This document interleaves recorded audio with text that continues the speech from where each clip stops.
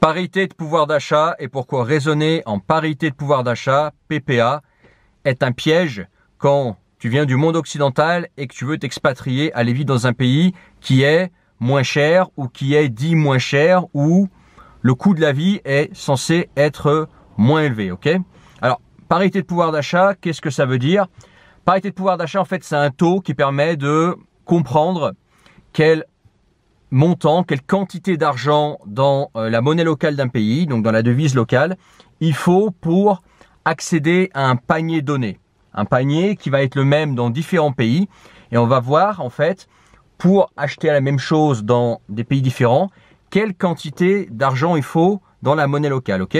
Ça permet de comprendre quel salaire, quelle monnaie, enfin quel montant il va falloir tous les mois pour accéder à tel ou tel niveau de vie, ok? Et t'en as qui vont raisonner comme ça, qui vont se dire, écoute, voilà, je vais vivre dans ce pays-là parce qu'il est moins cher, parce que le coût de la vie est moins élevé, etc. Et là-dessus, je te suis, par rapport à la France, qui est un pays cher quand même, par rapport à d'autres pays, la Suisse, la Belgique. Tu dis, voilà, je vais vivre dans ce pays-là parce que c'est moins cher de faire ses commissions, c'est moins le prix de l'essence est moins cher, l'immobilier est moins cher, etc. Et jusqu'à là, je te suis, tu as raison, ok? Mais il faut comprendre comment, il faut tenir compte de comment tu vas aller vivre dans ces pays-là. Déjà parce que toi, en tant qu'arrivant dans ce pays moins cher, il y a des paramètres dont il faut que tu tiennes compte, dont les locaux n'ont pas à se soucier. Tu vois, les locaux, parfois, ils peuvent être avantagés parce qu'ils sont propriétaires de leur logement, par exemple, ou parce qu'ils ont un réseau qui leur permet d'accéder à certains postes, etc., et d'avoir un niveau de vie meilleur, etc. Toi, tu arrives fraîchement débarqué. Comment, toi, déjà, tu vas gagner ta vie? Quels sont tes revenus? Si le coût de la vie dans un pays est moindre, mais que les revenus sont vraiment nazes, oui, le coût de la vie dans ton nouveau pays est moindre, mais comme les revenus sont tellement nazes, ton salaire sera tellement bas, au final, si tu vivais dans ton pays où le coût de la vie est plus élevé, mais avec des salaires plus élevés, tu vivrais quand même mieux, bien que tout soit plus cher autour de toi, parce que les revenus suivent, tu vois ce que je veux dire? Donc, ça c'est la première chose, ok? C'est voir avec quel revenu tu t'expatries.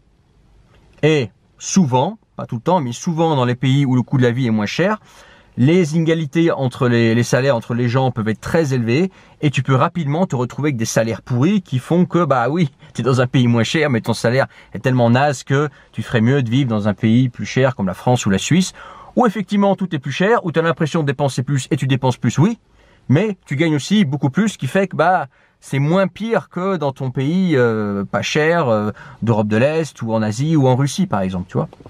Donc ça c'est la première chose. Autre chose, dans la parité de pouvoir d'achat, il y a un gros piège, c'est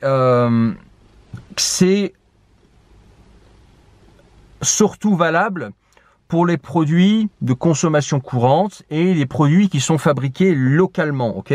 Donc effectivement, si tu consommes uniquement local, tu vas pouvoir baisser ton coût de la vie.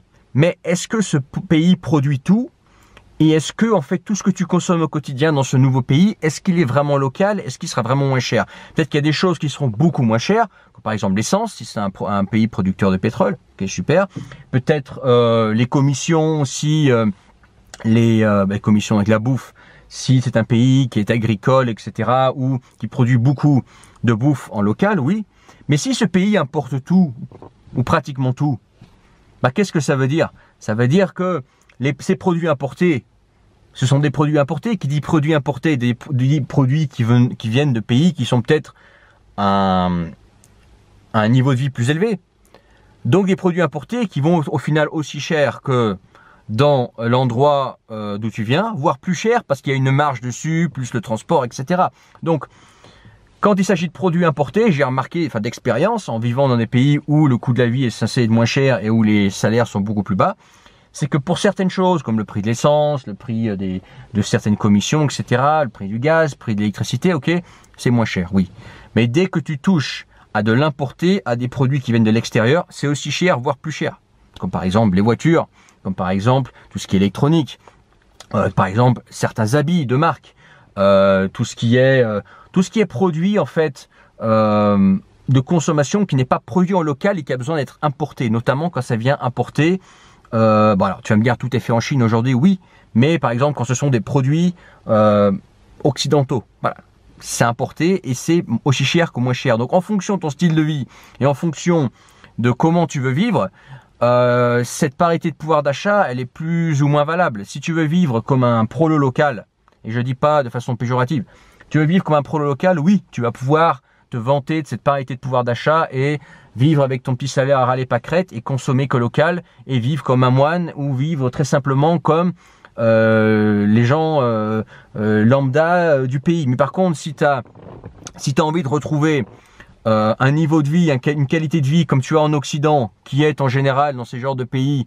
où le coût de la vie est moindre, vu déjà comme un train de vie de luxe, toi tu t'en rends pas compte, mais les Français, les Suisses, au quotidien, ils mènent un train de vie déjà de luxe. Dans beaucoup de pays, ton train de vie pour toi lambda, à quoi tu es habitué, qui n'a rien de particulier, dans beaucoup de pays, c'est déjà le train de vie de quelqu'un qui est prospère, qui a un certain niveau de salaire, quelqu'un qui fait partie déjà d'une tranche assez privilégiée de la société. Ok? Et toi, tu es habitué à ce train de vie. Pour toi, il n'a rien de particulier, mais ailleurs, ce train de vie n'est pas anodin. Et toi, si tu veux reproduire ce train de vie à l'étranger, bah ça veut dire vivre selon les plus aisés, les mieux lotis dans cette société-là. Donc, ça veut dire directement ou indirectement consommer importé. Et consommer importé, vivre, reproduire ton train de vie occidental à l'étranger. J'ai remarqué d'expérience que c'est au moins la même dépense que tu as dans ton pays d'origine, voire c'est plus cher de reproduire ton train de vie occidental dans un pays avec un coût de la vie moindre, etc. sur le papier, plutôt que l'inverse. Tu vois, donc des fois c'est piégeant, ça dépend de comment tu veux vivre. Ça dépend de comment tu veux vivre et surtout quels seront tes revenus sur place. Et toi, si tu veux pas te retrouver dans la merde, aller t'expatrier dans un pays d'Europe de l'Est, en Russie ou quelque part en Asie du Sud-Est et te retrouver avec des tout petits salaires de quelques centaines d'euros, qui effectivement peuvent suffire si tu vis comme une personne lambda locale et t'as pas forcément envie de vivre comme ça, tu t'en rends pas forcément compte. T'as pas envie de te retrouver comme ça et t'as envie de retrouver une bonne qualité de vie en pouvant avoir un confort matériel raisonnable dans ce genre de pays, rejoins l'école de la mobilité numérique. C'est dans le premier lien, dans la description. Dans l'école de la mobilité numérique, je te transmets 15 ans d'expérience en télétravail, que ce soit d'abord en salarié, en freelance et en tant qu'entrepreneur. Ça fait 15 ans que moi j'ai pas mis les pieds dans un bureau pour aller bosser. Avec un patron, des salariés, des collègues, etc. où je travaille à distance, soit depuis la campagne française, soit depuis la Russie, l'Europe de l'Est, de l'Asie, tu vois, et que j'ai le choix de vivre à l'endroit que je veux, tu vois, et c'est ça le plus important, tout en conservant un revenu type occidental, non, pas un revenu bulgare, pas un revenu russe, pas un revenu thaïlandais ou philippin de base, non. Bien évidemment que non.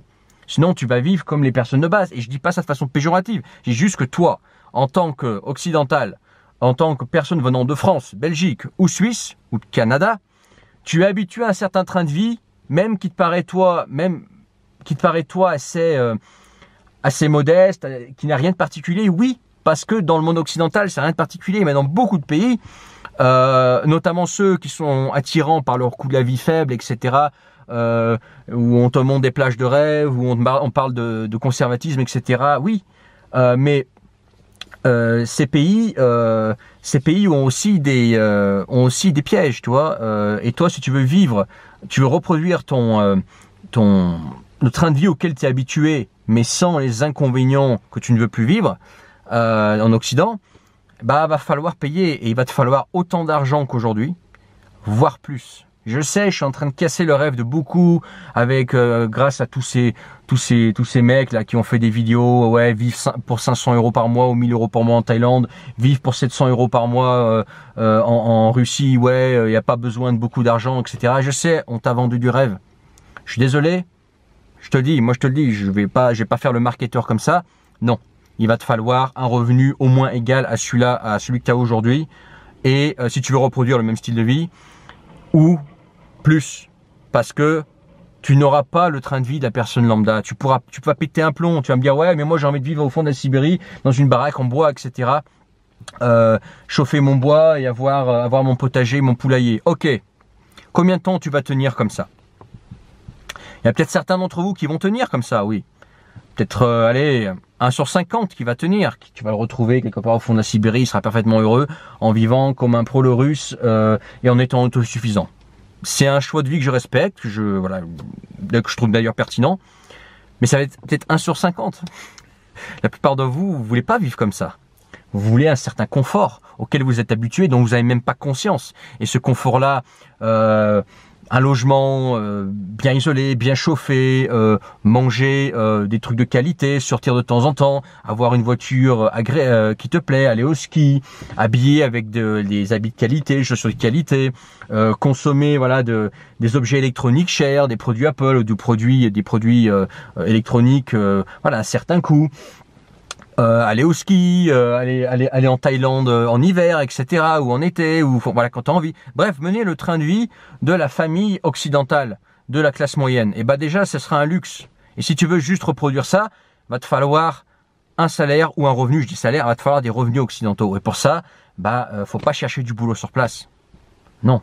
Pour ça, il faut rejoindre l'école de la mobilité numérique où je te montre comment tu vas pouvoir amener ce revenu occidental avec toi, que ce soit juste à la campagne française, si tu veux pas aller loin, ou que ce soit en Europe de l'Est, que ce soit en Russie, ou que ce soit en Asie du Sud-Est, pour pouvoir t'expatrier et vivre mieux.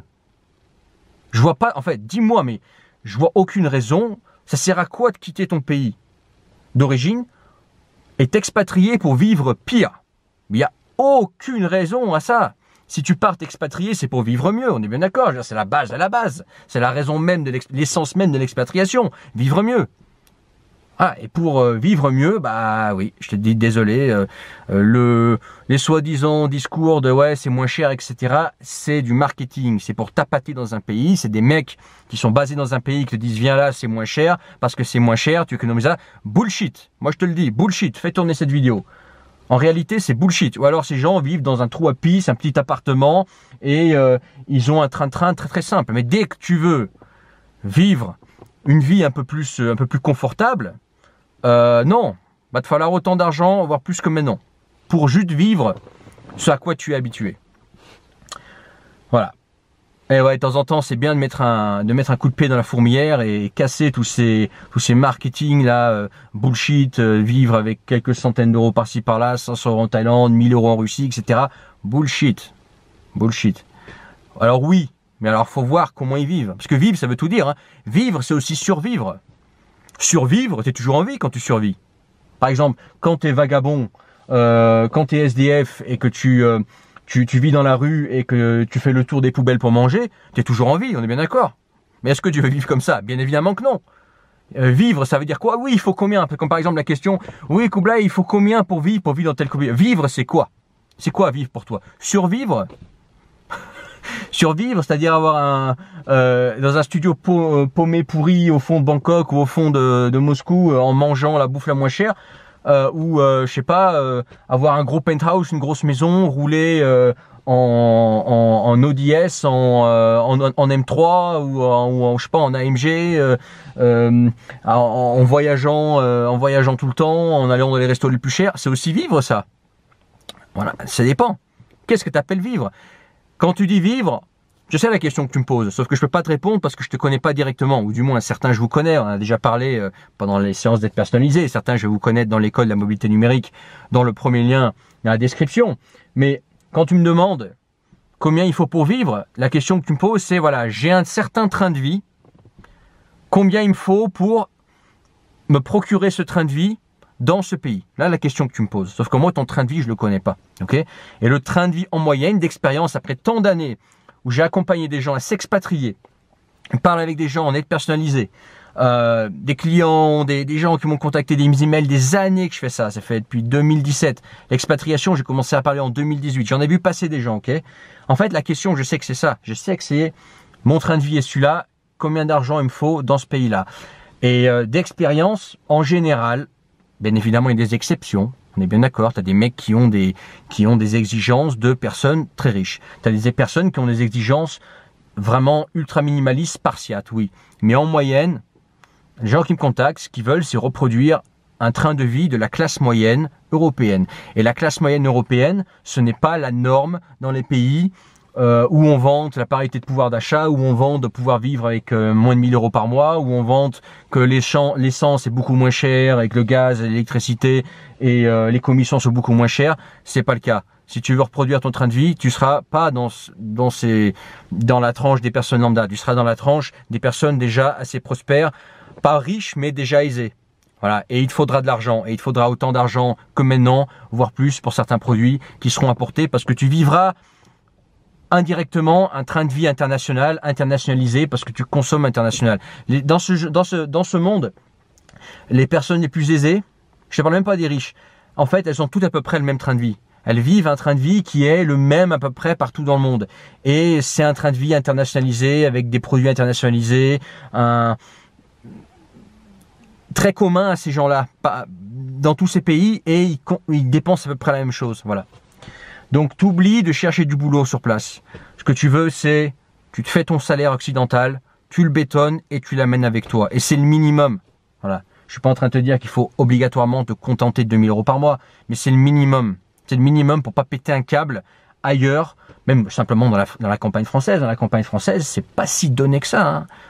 Pour vivre dans la campagne française, si tu es smicard, alors tu serais mieux loti que si tu es smicard en Russie, hein, si tu es, par exemple, ou si tu es le travailleur lambda quelque part en Europe de l'Est, tu serais quand même mieux loti avec le SMIC français, mais même avec le SMIC, je veux dire, en campagne française, tu vis pas bien, il te faut quand même de l'argent. Donc rien que ce soit la campagne française, que ce soit l'Europe de l'Est, ou que ce soit la Russie ou l'Asie du Sud-Est, désolé de casser le rêve de tous ces marketeurs qui ont balancé ouais, viens dans mon pays où je propose des packages et en plus c'est moins cher. Non, c'est pas moins cher. Il y a d'autres avantages, oui.